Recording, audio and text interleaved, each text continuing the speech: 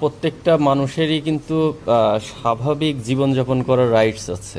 তো ও একজন হিউম্যান, ও ক্রিকেটার, তার আগের পরিচয় ও একজন মানুষ, সাধারণ মানুষ। তো আমি মনে করি আমি ওর সাথে কথা বলে যতটুকু বুঝেছি যে ওর শারীরিক থেকে মানসিকভাবে ও বেশি ভেঙে পড়েছে।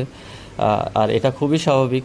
সমাজে যখন ও মাথা উঁচু করে জীবনযাপন করে, একজন ক্রিকেটার কিন্তু সমাজের অহংকার, বা ও যে এলাকায় থাকে সবাই তাকে নিয়ে গর্ব করে।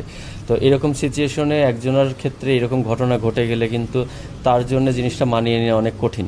তো আমার মনে হয় এই ট্রমার মধ্যে ও যাচ্ছে।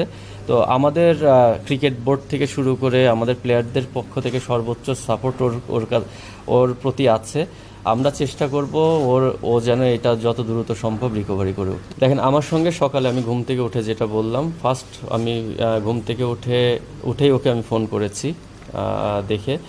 আর আমি সাথে সাথে ইরফানের সঙ্গে কথা হয়েছে। ইভেন তাইজুল এখন চিটাগাংয়ে অবস্থান করছে, তাদের সাথেও কথা হয়েছে। তারা ওর কাছে গিয়েছে, ওর সাথে কথা বলছে, ওকে চেষ্টা করছে মানসিক সাপোর্ট দেওয়ার জন্য।